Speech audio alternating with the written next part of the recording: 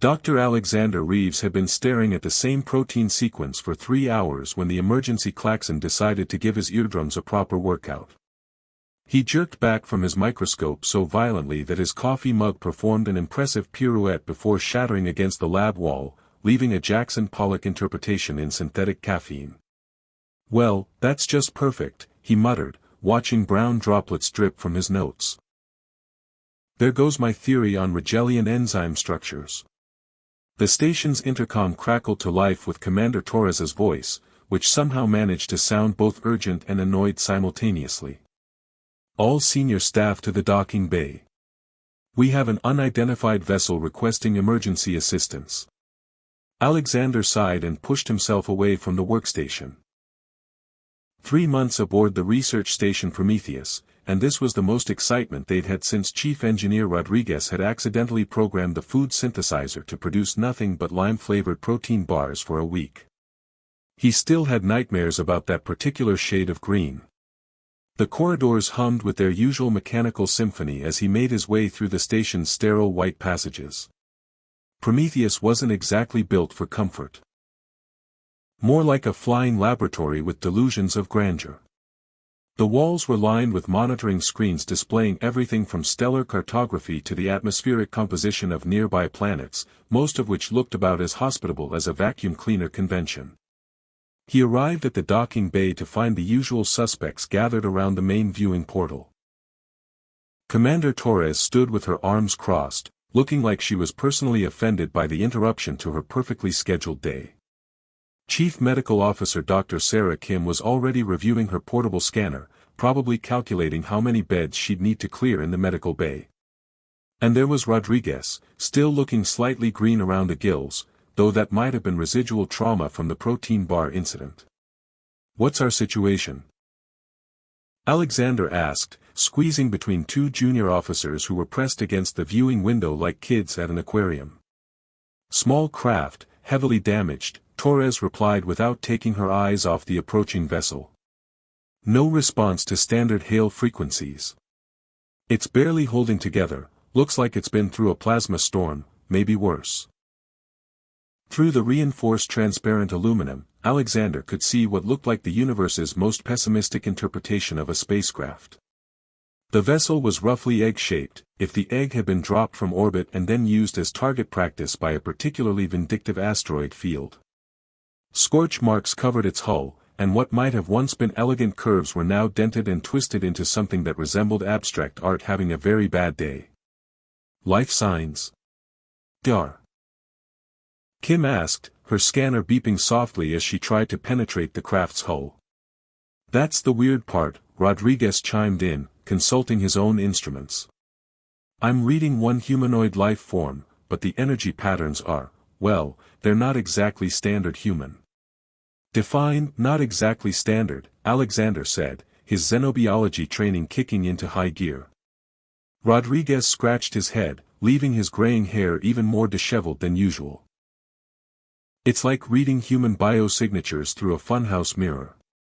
All the right components, but twisted just enough to make you wonder if your equipment needs recalibrating." The damaged craft shuddered as the station's tractor beam locked onto it, guiding it toward the emergency docking port.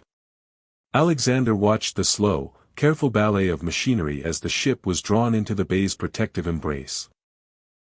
Whatever was inside that vessel had traveled a long way to find them, and probably hadn't planned on arriving in quite such dramatic fashion. "Could be a refugee," Dr. Kim suggested, her professional instincts already shifting into gear. "We've been hearing reports about conflicts in the outer systems. Lots of displaced people trying to find safe harbor. Or it could be a trap," Torres added with the sunny optimism that had made her such a joy to work with over the past few months. "Nothing says, friendly neighborhood welcome, like showing up half-dead in a ship that looks like it was assembled by particularly violent children." The docking clamps engaged with a series of mechanical thunks that echoed through the bay. Emergency lights bathed everything in red, making the assembled crew look like they were attending a very somber holiday party. Alexander found himself holding his breath as the atmospheric seals engaged and the bay began its pressurization cycle. "Atmosphere's stable," Rodriguez announced. Whatever's in there, they breathe the same stuff we do, which is either reassuring or suspicious, depending on your personal philosophy regarding coincidences. Commander Torres activated the bay's communication system. Unidentified vessel, this is Research Station Prometheus. Please respond if you are able to do so. We have medical assistants standing by. Static filled the channel for several long moments before a voice emerged from the speakers. It was distinctly female, tinged with exhaustion and something that might have been fear. Please. I'm not armed. My ship's failing. I need help. The voice carried an accent Alexander couldn't quite place, not quite human standard, but close enough to be understandable. There was something else there too, a subtle harmonic quality that made the words seem to resonate slightly longer than they should have. We're going to open the outer airlock, Torres announced. Please remain calm and follow our instructions. Dr. Kim was already moving toward the medical kit sheet stationed near the airlock, her scanner ready to assess whatever emerged from the battered craft. Alexander found himself moving closer as well, his scientific curiosity overriding any reasonable caution he might have possessed. The airlock cycled through its sequence with deliberate mechanical precision. The outer door slid open with a soft hiss, revealing the dark interior of the damaged ship. For a moment, nothing happened. Then, slowly, a figure appeared in the doorway. She was human. Or at least, she appeared to be human at first glance. About average height, with pale skin and long, dark hair that fell in waves around her shoulders. She wore what looked like the remnants of a flight suit, torn and stained with something that might have been her own blood. But it was when she turned her head that Alexander noticed the difference. Her ears weren't quite right. They were longer than human ears, tapering to elegant points that reminded him of classical depictions of elves from old Earth mythology. The effect was striking rather than alarming, lending her an otherworldly grace even in her obvious distress. She took a tentative step into the bay, her movements careful and precise. Her eyes, a startling shade of green, swept over the assembled crew with a mixture of hope and wariness that was entirely too familiar. Alexander had seen that same look in the eyes of lab animals who weren't quite sure if the approaching humans meant food or something considerably less pleasant. I'm not a monster, she said, her voice carrying that same harmonic quality they'd heard over the comm system. The words seemed to hang in the air for a moment longer than they should have, as if the bay's acoustics had suddenly decided to become dramatically appropriate. Dr. Kim stepped forward, her medical scanner already active. Nobody said you were. We're here to help. Are you injured? The woman's shoulders sagged with what might have been relief. Yes. My ship was attacked. I've been drifting for days. Maybe weeks. Time becomes unclear when you're trying not to die. She swayed slightly, and Rodriguez moved quickly to catch her arm before she could fall. Easy there. Let's get you to the medical bay. Doc Kim here can patch up anything short of total disintegration, and she's been working on that too. I don't do miracles, Dr. Kim protested mildly as she helped support the newcomer. Though I did manage to cure Rodriguez of his mysterious addiction to lime-flavored protein bars. That wasn't addiction, Rodriguez called out as they began moving toward the medical bay. That was psychological trauma, and I'll thank you not to make light of it. The woman actually smiled at that, a small, tired expression that transformed her face entirely. You argue like family, she observed, her exotic accent making the words sound almost musical. We've been stuck together on this tin can for 3 months, Alexander said, falling into step beside them. If we didn't argue like family, we'd probably have murdered each other by now. Speak for yourself, Commander Torres said, bringing up the rear. I've only planned 3 murders, and 2 of those were Rodriguez. What did I do the 3rd time? Rodriguez asked, sounding genuinely curious.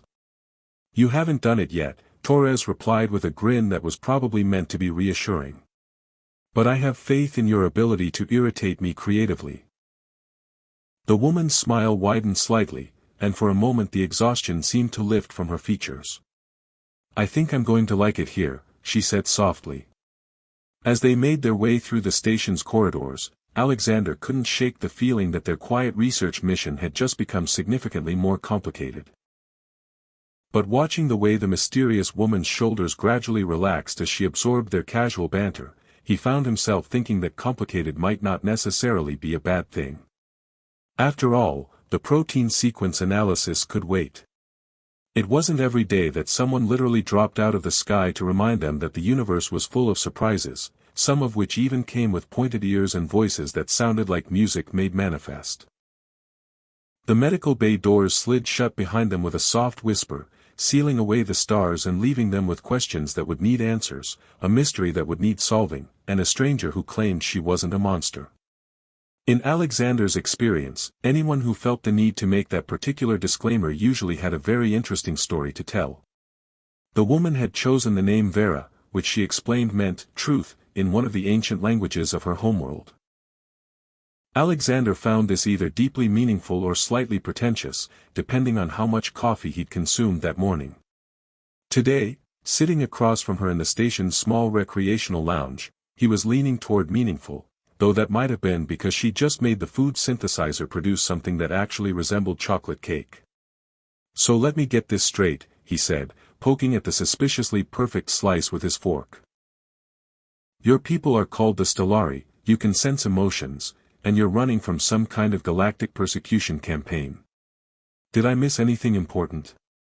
Vera's pointed ears twitched slightly, a gesture he'd noticed she made when she was choosing her words carefully. "You forgot the part where I can accidentally broadcast my own emotions if I'm not careful. That's how I knew you were thinking this cake might be poisoned." Alexander paused with the fork halfway to his mouth. "I wasn't thinking it was poisoned.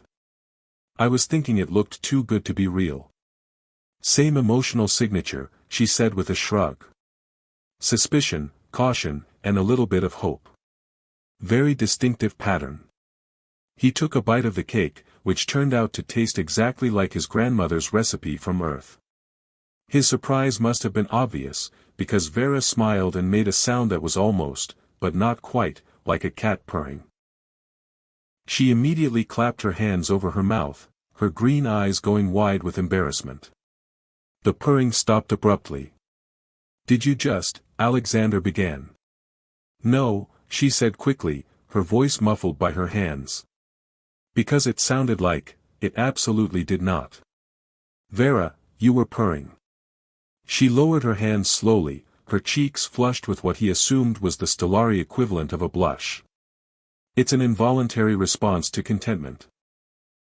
Like humans laughing when they're happy, except more feline. That's actually kind of adorable." The purring started again, softer this time, and she groaned in frustration. "This is exactly why my people have such a complicated relationship with other species. We have all these involuntary responses that everyone else finds either charming or disturbing, and we can never tell which until it's too late." Dar.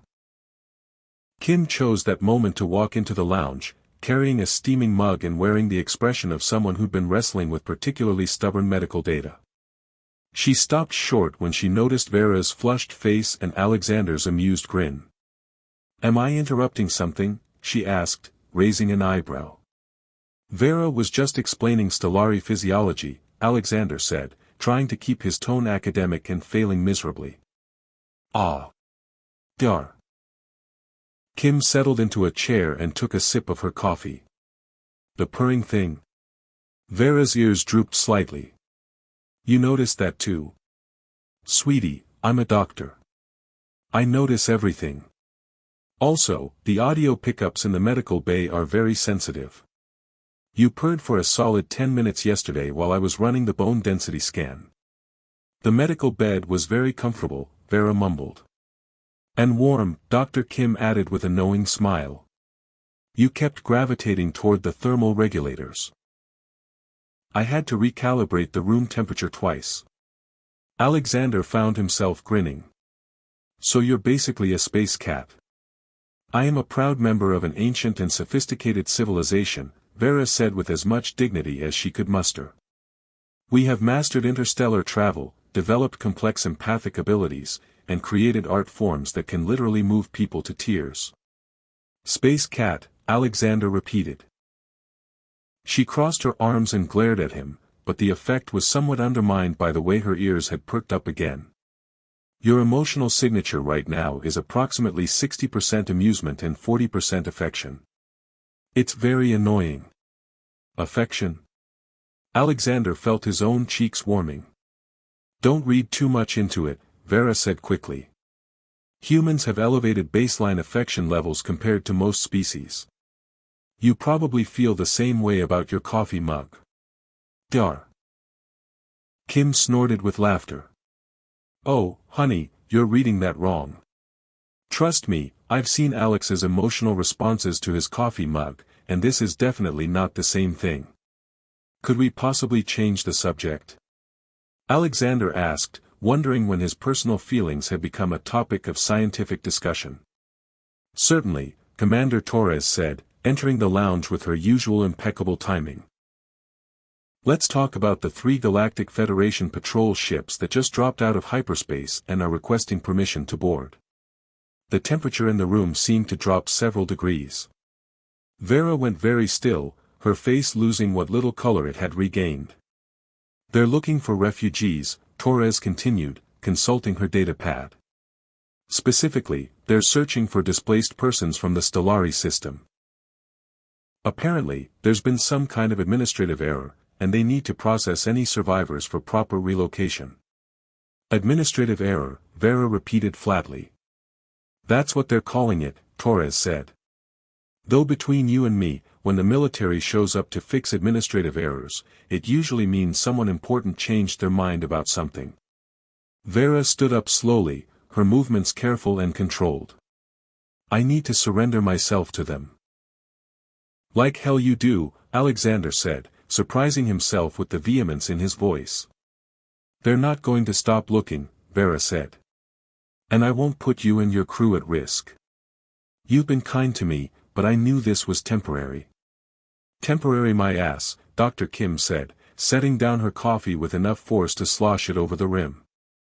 I haven't spent 2 days putting you back together just to hand you over to some bureaucrats with delusions of authority. The Galactic Federation has jurisdiction, Vera began. The Galactic Federation can kiss my medical license, Dr. Kim interrupted. You're my patient, which means you're under my protection until I decide you're fit for discharge. And coincidentally, I'm discovering all sorts of concerning symptoms that require extended observation. Torres was studying her datapad with the intense focus of someone trying to solve a particularly challenging puzzle. You know, it's interesting.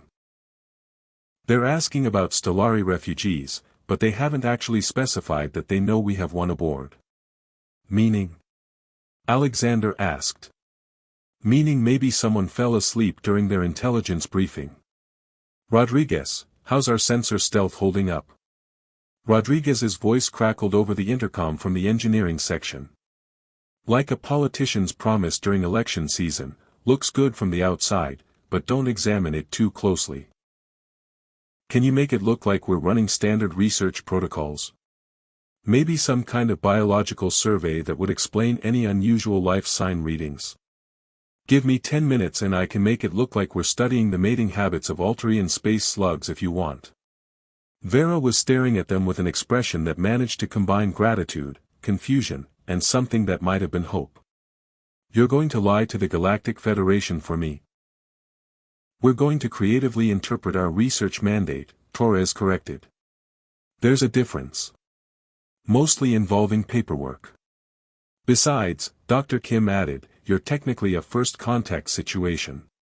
That puts you under xenobiology protocols, which means Alex here gets to decide what happens to you. Alexander found himself the sudden focus of everyone's attention. I do. Congratulations, Torres said with a grin that was probably meant to be encouraging. You're now officially responsible for our first alien visitor. Try not to screw it up. Vera's ears twitched again, and she tilted her head slightly as if listening to something the rest of them couldn't hear. The patrol ships are hailing you, she said quietly. The commander is, impatient, and suspicious. How do you know that? Alexander asked. Stellari empathy works over short distances even through ship hulls, she explained. He's broadcasting frustration and determination like a beacon. Also, he really doesn't like being kept waiting. Torres activated her communicator. Federation patrol ships, this is Commander Torres of the research station Prometheus. We're currently conducting sensitive biological surveys and cannot accommodate boarding parties at this time. Please state your business. The response came back almost immediately, the voice crisp and official. Commander Torres, I am Captain Harrison of the Federation vessel Vigilance. We are conducting a search for Stellari refugees who may pose a security risk to Federation interests. We require immediate access to your station. Security risk? Vera whispered, her face going pale again. Ignore him, Dr. Kim said firmly. Official paranoia is like a virus, it spreads faster than common sense. Torres was still talking to the patrol ships, her voice perfectly professional and completely unhelpful. Captain Harrison, I appreciate your diligence, but we are operating under research protocols that take precedence over routine searches. Perhaps you could file the appropriate paperwork with Federation Research Command. Alexander could almost hear the captain's teeth grinding over the comm channel. Commander Torres, this is not a routine search. These refugees are potentially dangerous. Vera made a small sound that might have been a laugh or a sob. Dangerous, she repeated. They're calling us dangerous because we can sense what people are really feeling. Imagine how inconvenient that must be for politicians. The absurdity of it hit Alexander all at once. Here they were, playing bureaucratic chess with the Galactic Federation to protect a woman whose most threatening characteristic was an involuntary purring response. It was like something out of a particularly surreal comedy sketch. He started laughing, which made Vera's ears perk up with curiosity, which made him laugh harder. Dr. Kim joined in, followed by Torres, who was still trying to maintain her professional demeanor while negotiating with increasingly frustrated patrol ships. You know what? Alexander said, wiping tears from his eyes. Let's study some space slugs. 2 weeks of pretending to study Alterian space slugs had given Alexander a newfound appreciation for the creative potential of scientific bureaucracy. He was currently reviewing Rodriguez's masterpiece, a 47-page report on the theoretical reproductive cycles of creatures that probably didn't exist, complete with charts, graphs, and what appeared to be serious academic speculation about slug courtship rituals.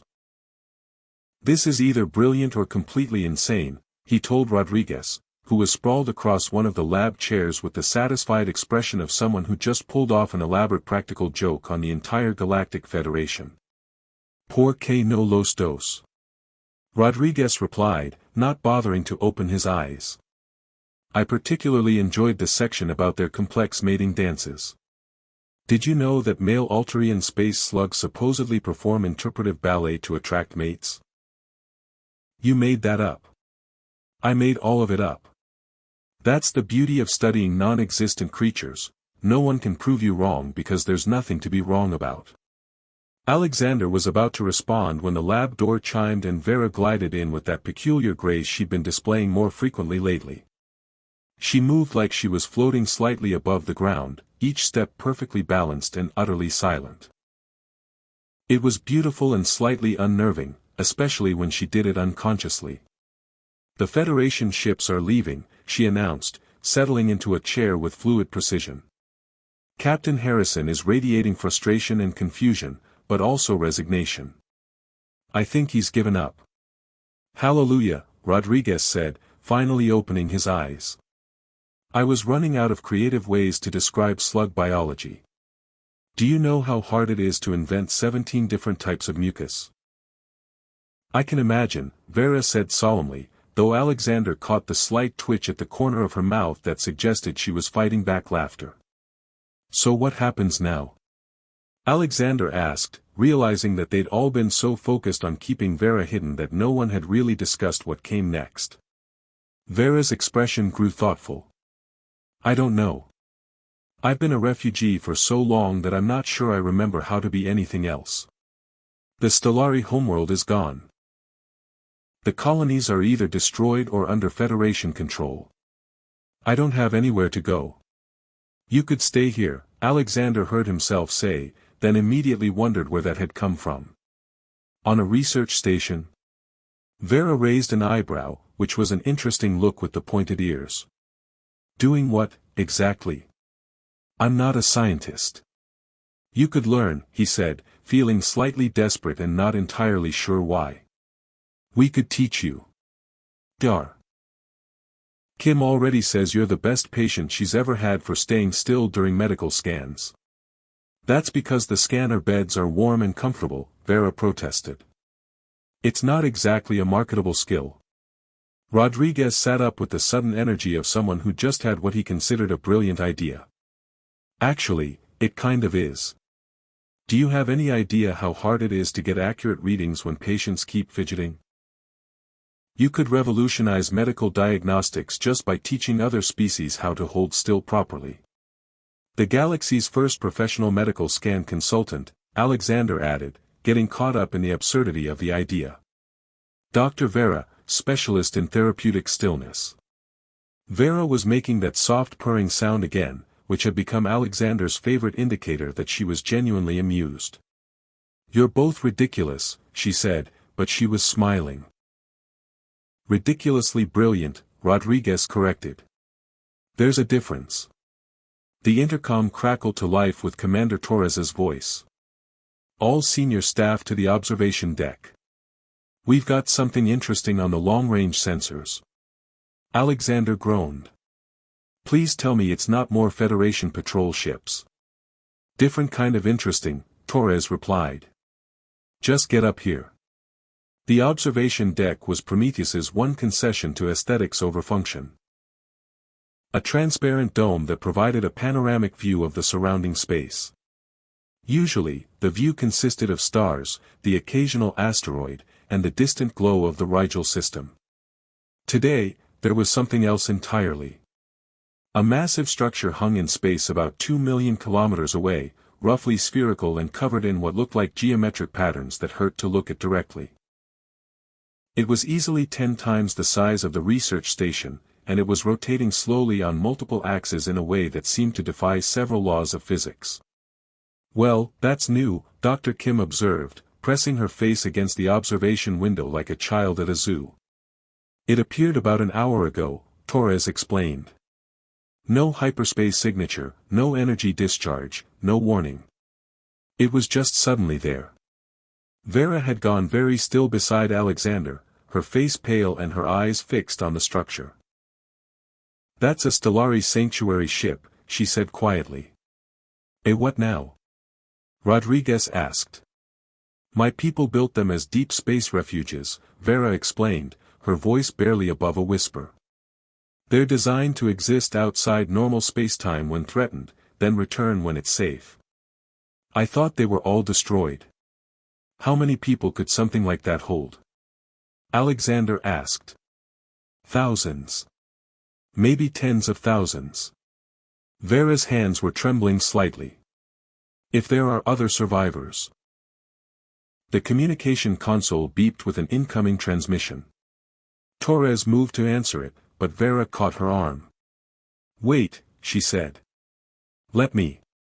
If there are other Stellari aboard that ship, they'll be able to sense the emotional signatures of everyone on this station. They need to know I'm here, that I'm safe, before they'll trust you. Torres nodded and handed her the communicator. Vera took a deep breath and activated the channel. Sanctuary ship, this is Vera of the colony Thessarian. I am aboard the human research station Prometheus under the protection of friends. Please respond if you can hear this. The silence stretched for several long moments before the speakers crackled with a familiar harmonic voice. Vera? Vera, is that really you? Vera's face lit up with an expression of pure joy that made Alexander's chest tighten with something he didn't want to examine too closely. Leiden. I thought you were dead. I saw the attack on the civilian transports. We saved who we could, the voice replied. But we've been hiding in the sanctuary space for months, afraid to emerge. The Federation has been hunting us systematically.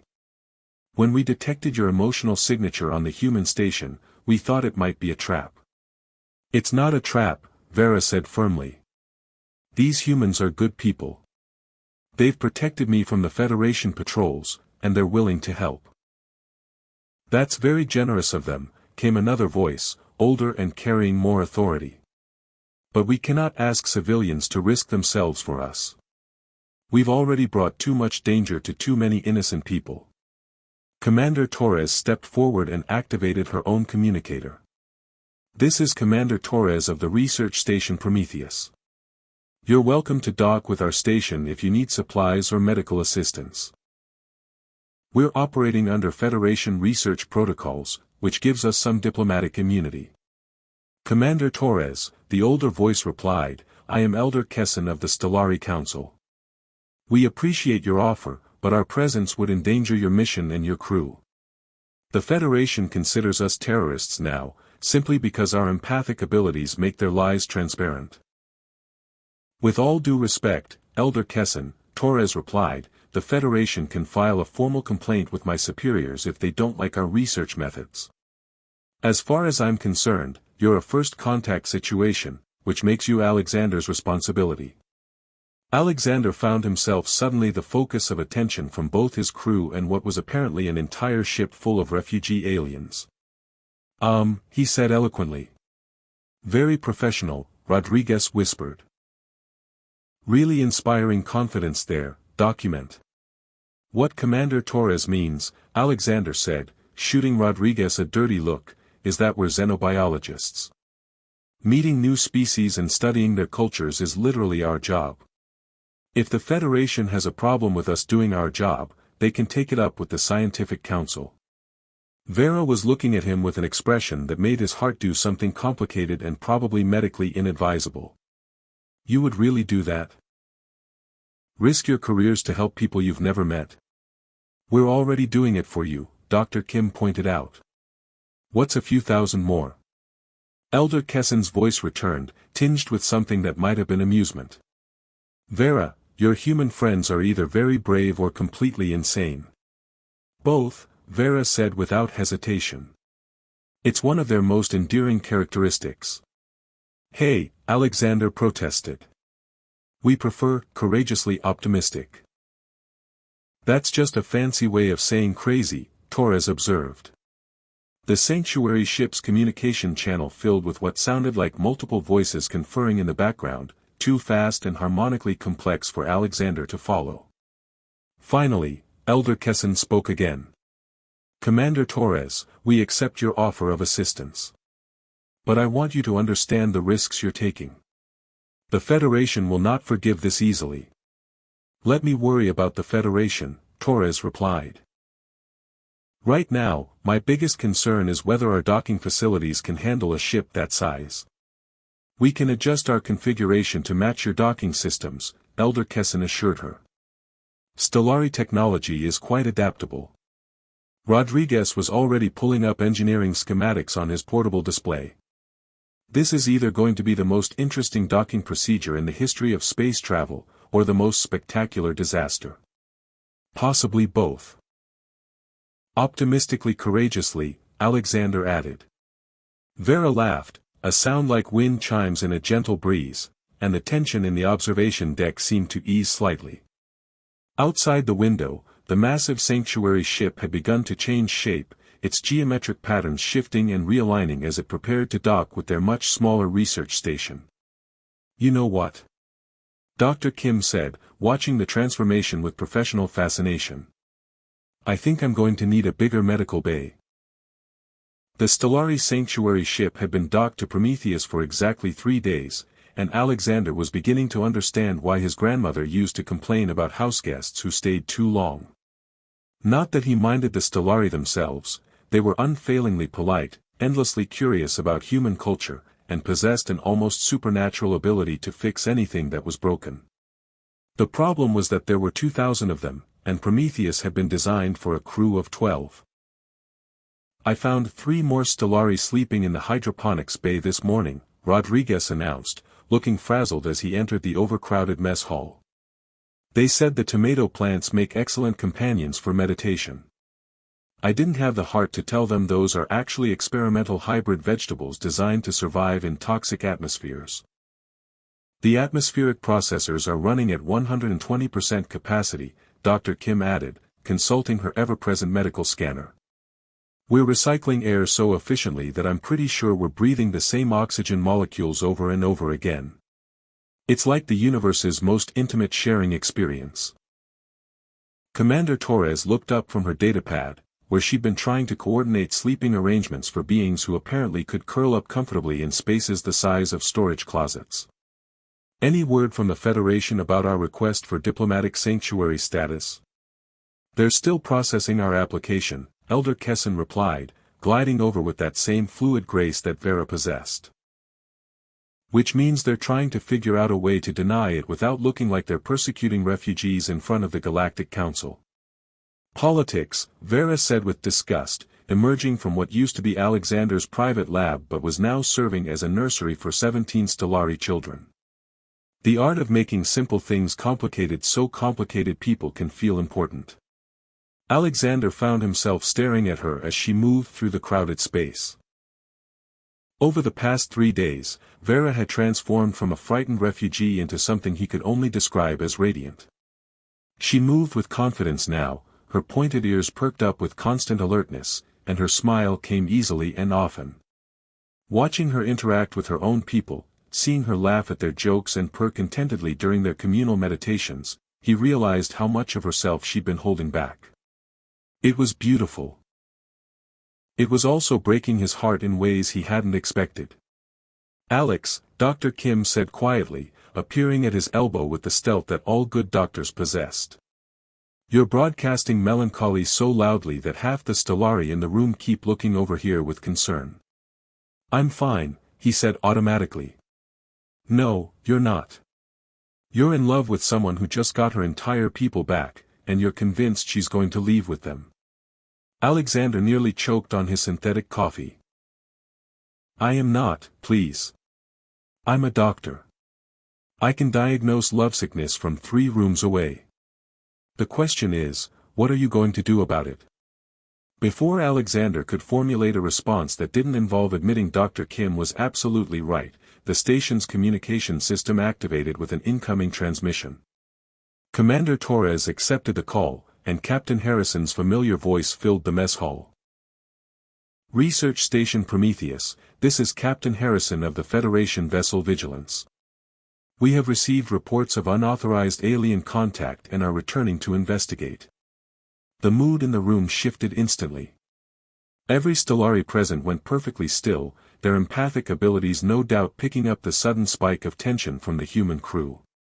Alexander could see fear in their expressions, but also something else, determination. Commander Torres, Elder Kessin said formally, we will not ask you to fight the Federation for us. We can return to sanctuary space until, like hell you will, Torres interrupted. We've gone through too much trouble keeping you safe to give up now. How long until they arrive, Rodriguez? 18 hours, Rodriguez replied, his fingers flying over his engineering console. But I might have an idea. What if we make this whole situation legitimately legal? Explain, Torres said. The Federation can't touch us if we're operating under official scientific protocols, right? So what if we make the Stellari an official part of our research mission? Dr. Kim raised an eyebrow. Rodriguez, they're people, not lab specimens. Not as subjects, Rodriguez said quickly. As researchers. Think about it, they have abilities we've never encountered before. Their empathic skills could revolutionize our understanding of consciousness, emotion, and interspecies communication. We could establish the first joint human Stellari research initiative. Elder Kessin looked intrigued. You would offer us partnership rather than simply protection. It's not just an offer, Alexander realized, the idea taking shape in his mind. It's perfect. The Federation can't argue with legitimate scientific research, especially if it benefits the entire galactic community. And the Stellari knowledge of consciousness studies combined with human xenobiology could change everything, Vera finished, her eyes bright with excitement. We could study the neurological basis of empathy, develop new therapeutic techniques, maybe even find ways to enhance interspecies understanding. Plus, Torres added with a grin, it would drive Captain Harrison absolutely insane, which is always a bonus. The next several hours passed in a blur of paperwork, official communications, and frantic preparation. Elder Kessin proved to have a talent for bureaucratic maneuvering that rivaled Torres's own, and together they crafted a proposal that was simultaneously scientifically sound, legally bulletproof, and politically savvy enough to make even the most cynical Federation official pause.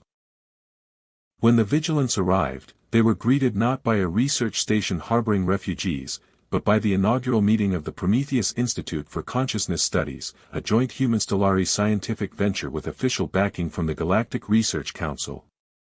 Captain Harrison's frustration was so palpable that Alexander was surprised the Stellari didn't start purring in unison just from the emotional resonance.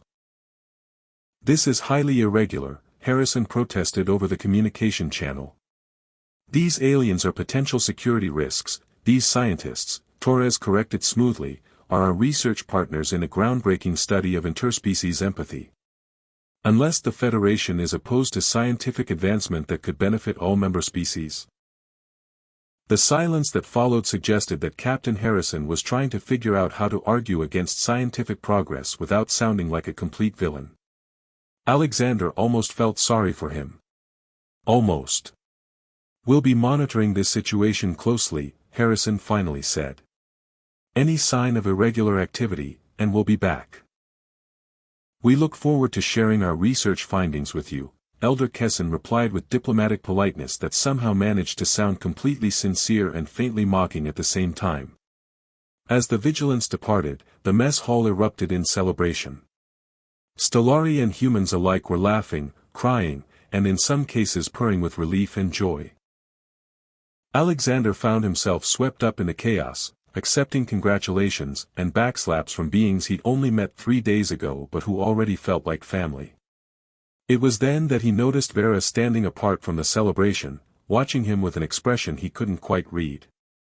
"Hey," he said, making his way over to her. "Everything okay?" "I've been thinking about what happens next," she said quietly. "The Research Institute is brilliant, and it will keep my people safe. But I need to know, was this just about saving the Stellari, or was it about something else too?" Alexander felt his heart start beating faster. "What do you mean?" "I mean," Vera said, stepping closer to him, "that your emotional signature right now is a fascinating combination of hope, terror, and what I can only describe as overwhelming affection. It's very distinctive.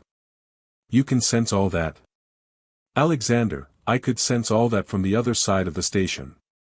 "You're not exactly subtle." Her lips curved into a smile. "The question is, are you going to do anything about it?" He opened his mouth to respond and realized he had absolutely no idea what to say. Here was this extraordinary woman, this beautiful alien with pointed ears and an involuntary purring response, asking him to make a choice that would change everything. "I don't want you to stay just because I ask you to," he said finally. "You've got your people back, you've got a chance to help build something amazing with this research institute. I won't be the reason you give up your dreams." Vera laughed, a sound like silver bells in a gentle breeze. "Alexander, you wonderful, ridiculous man. Don't you understand? You're not asking me to give up my dreams. You're part of them."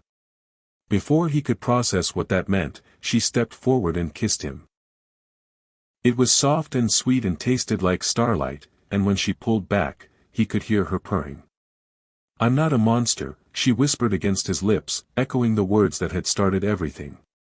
"No," he agreed, wrapping his arms around her and marveling at how perfectly she fit against him. "You're amazing. And apparently, I'm hopelessly in love with you." Her purring intensified, and she laughed. "I know. Your emotional signature has been broadcasting that for weeks. It's very endearing, if a bit overwhelming. Is that a yes to staying? Alexander, I'm not going anywhere. This is my home now. These are my people, all of them, human and Stellari alike. And you? She smiled up at him, her green eyes sparkling with mischief. You're the one who taught me that being different isn't the same as being dangerous. From across the room, Dyar. Kim's voice called out, if you two are done having your romantic breakthrough, we have about 200 Stellari children who want to learn how to make chocolate cake. Alexander groaned. I forgot about the cake. Come on, Vera said, taking his hand and leading him toward the crowd of excited young Stellari. Let's go teach them about human culinary traditions. But I'm warning you, when they taste that chocolate, the purring is going to be audible from 3 sectors away. As they joined the celebration, Alexander realized that his quiet research mission had indeed become something much more complicated. But complicated, he thought as he watched Vera explain the finer points of cocoa preparation to a group of fascinated alien children, might just be the best thing that had ever happened to him. The stars outside looked exactly the same as they had 3 weeks ago, but everything else had changed. And for the first time in his life, Alexander was completely certain that change was exactly what he'd been waiting for.